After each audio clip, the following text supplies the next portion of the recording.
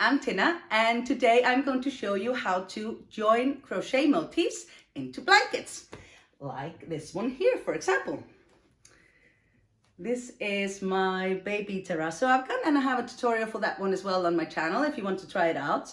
And there are so many possibilities with motif blankets, really, and one of the great advantage with it is that you are not working, if you're making a big afghan or blanket that is worked flat, then you will have like a really big piece that it's difficult to move around with it, and if it's hot maybe, which is not a problem in Iceland, then it's difficult to have this whole blanket on top of you. But with the motifs, then you can it's really handy for on the go, and you can have like a little stash in your purse. And it's nice and easy to make lots of it, and it's so satisfying to see them like all stacked up once you see the progress, right? So I've actually been getting some comments from you guys that you would like to know how to join the motifs that I've been showing you how to make. And I just want to say that I really love getting your guys' input on what you would like to see, and I really try to listen. And I love seeing all of your comments. So really, thanks a lot for that. Before we get started, I just wanted to show you few of my motif blankets here for possibilities. This is the Saga Afghan, the baby Saga Afghan, and I actually showed that one in the Fiesta Cal version, the tutorial number 3. And then there is the Fiesta Cal, but this is also a joint motif. I'm just gonna whoop up. So this was my 2019 Cal crochet along. So we have on the channel, I have 6 tutorials for this one, and I can just tell you that I'm showing you each and every stitch if you want to try that one out. And you can see that the little Saga square is actually a part of that one here as well. That's why that is a part of that tutorial. Yeah. And finally, I want to show you my big terrazzo afghan, which I just love, and is actually my favorite blankets. Whoop. So really a lot of possibilities, and it's such a fun point in your project when you have all those little stacks of squares already, and to join them all together. I just love it. I think that's one of my favorite parts, to see it all come together and see your blankets just sort of coming to be. So I'm really excited to show you guys, and let's get to it. Okay, so like I said, today I want to show you how to join crochet motifs like these into a blanket using the slip stitch. This is my favorite joining method. So this is the one that I share, obviously, because I use this always. And I really love the detail here, how it kind of looks like, it's sort of like little braids. You see, it's like an extra detail here in the work. And I'm going to show you in this video first how to do it from the front, which is what the technique that I will use when I have all the motifs with the same color last round. And then if you have different color last round, like this one here, then I will show you that as well at the end of after I finish with the front side. Yeah, so it's the 2 types.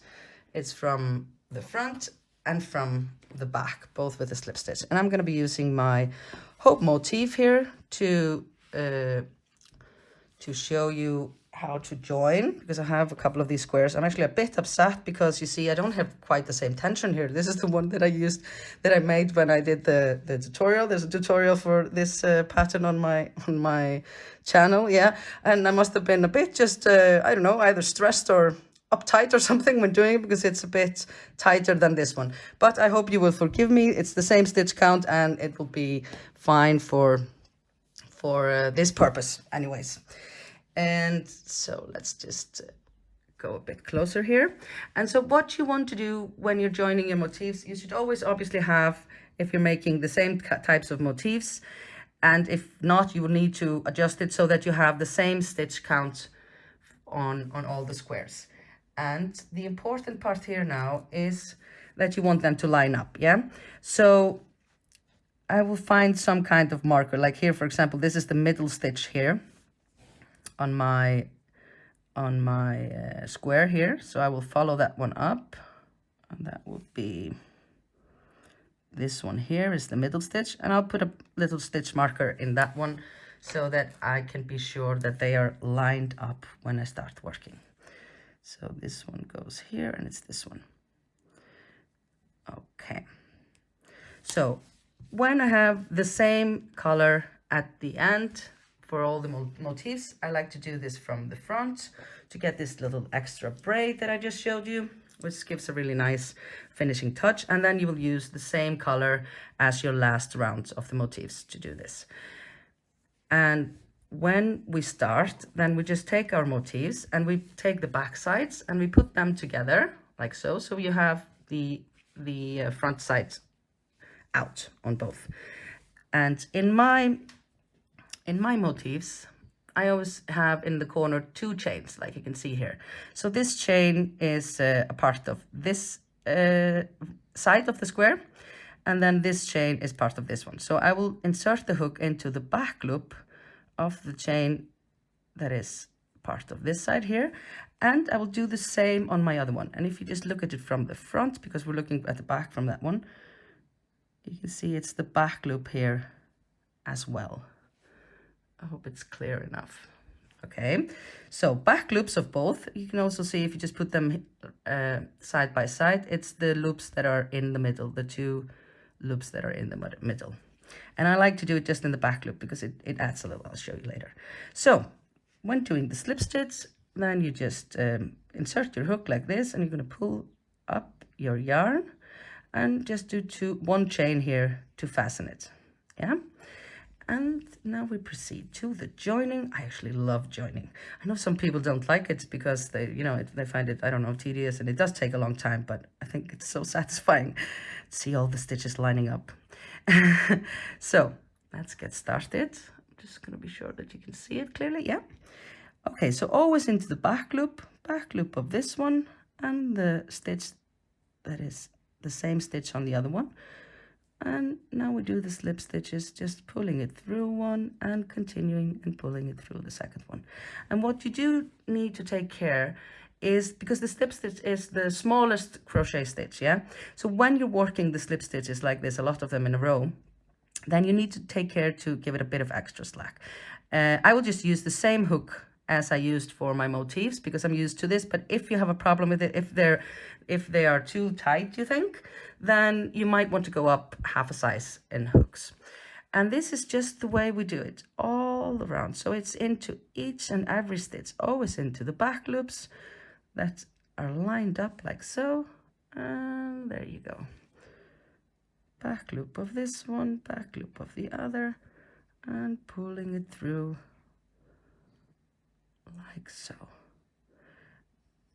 And what you do need to obviously take care is that the stitches line up and you're going into the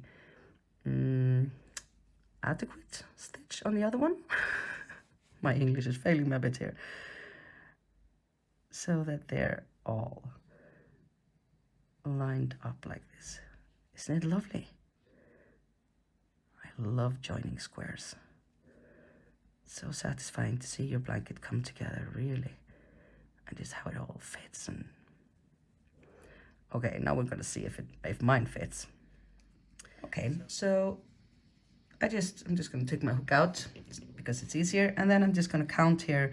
Here's the middle stitch that's marked, and I have 1, 2, 3 stitches on this side before the middle stitch, and 1, 2, 3 on the other side as well. So it's all fitting perfectly. Nonetheless, I want to show you just a small trick that if it doesn't fit, I mean, let's face it, we all make mistakes. So sometimes you will have 1 extra stitch or even 2. So let's imagine that I had 1 extra stitch on this side. Yeah, if I had 4 here before the stitch marker and then 3 here. And then simply I would just go into the next stitch on the side that had the extra stitch and work into the same as last on the other one.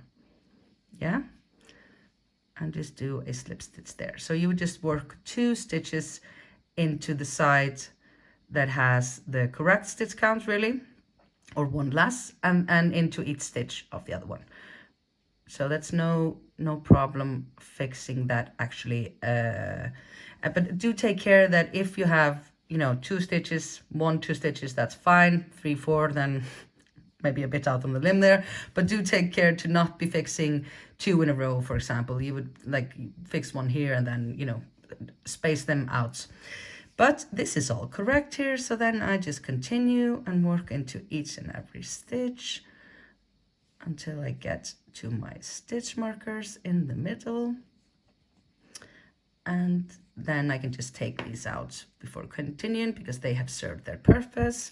It's all correct and lining up, because it is important then that your squares are lining up correctly, so that, for example here, that when you have a big blanket with these, then all the hearts are at the same spot, or whatever is happening in your motif, that you have the middle parts correct. Yeah, I just kept going just a little bit and want to show you then, before you reach your corner, maybe 4 or 5 stitches before you reach your corner, you want to take just a quick stop and count your stitches so that you don't end up having to fix something here in the corner. So now I have 1, 2, 3, 4 stitches here, and then the corner chain, and here I have 1, 2, 3, 4 stitches, and then the corner chain. So it's all lining up just perfectly. I never make mistakes, no. Just kidding, obviously I do. But that's one of the great things about crochet. I think it's way easier to fudge in crochet than in knitting, actually. So many good things about crochet.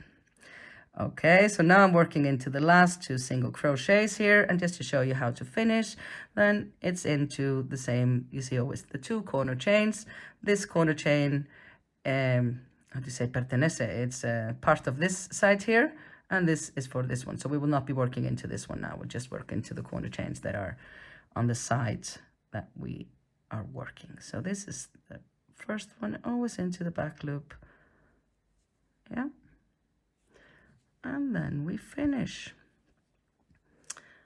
And then we just break the yarn and pull it through like so. So there you go. And before you block it, it will stand up a bit like this. You see, it's sort of like a ridge, but once you block it and lay it down, then it won't be so accentuated how it's up. And actually, it's not very good yarn to show this in, so I'm going to show you in the white one that I have here.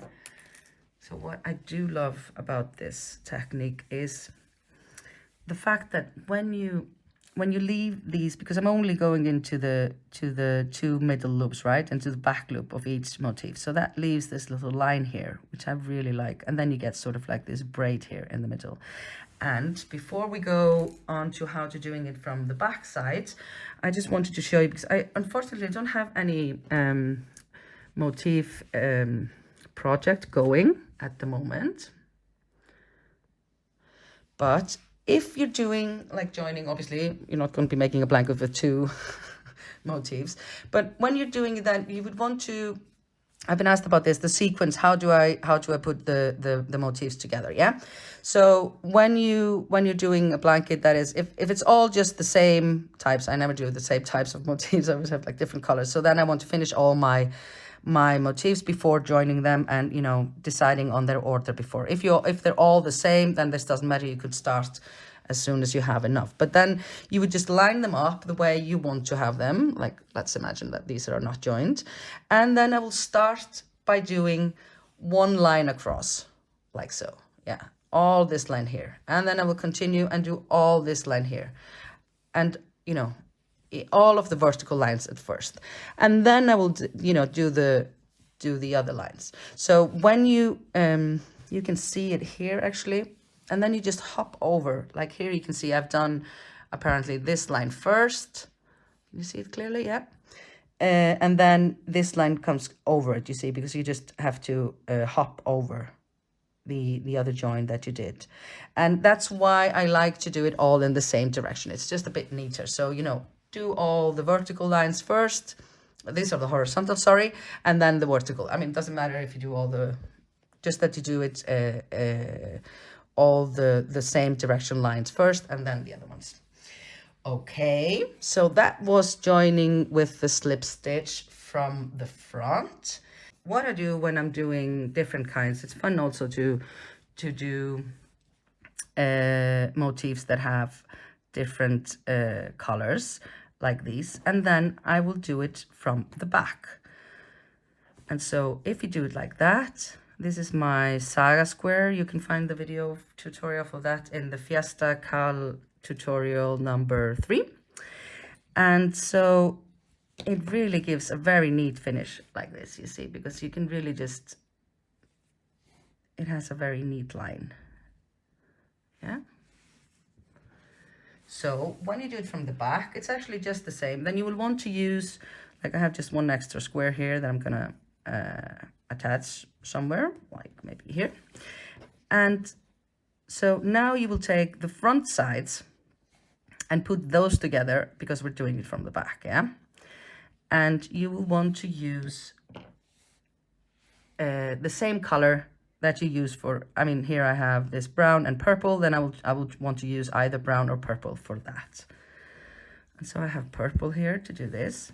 And it's exactly the same technique. It's into the back loops, but now the back loops are the loops that are closer to here, because you see, if this is from the front side, then these here are the front loops, and then I'm going to do into the back loops. Again, the 2 chains in the corner, I'm not going to go into this one because for this side, I'm going to go into this one, and here as well into the back loop.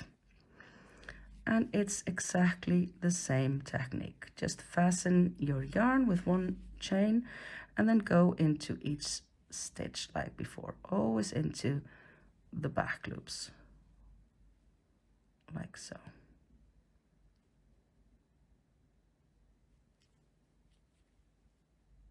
Up.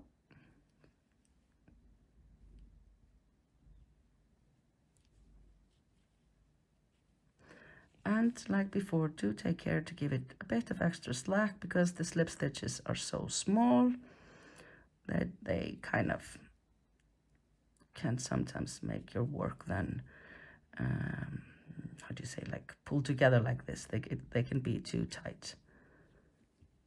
So this is exactly the same technique that you will use to join with the slip stitches, but when using different colors like these, not all the motifs have the same last color round, then I like to do it from the back and from the front side.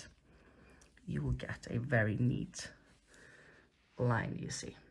And you can't, even if you pull at it, you can't really see the join at all. And you will see it from the back side, what I was talking about before, that you get this line here. But I mean, the backside is the backside, and the reason why I have all these long ends here is because when doing this, I will try and leave a long tail so that I can continue, and when I'm going to add to it, I have the tail ready in the correct color here, because you want to always use one of the 2 colors that you're joining, yeah? But this really gives a lovely finish, and you can really see how they, you know, and because we leave this front loop here, then they're really framed up, you see? I really like this. I have to continue with this project. I was going to make a cushion cover.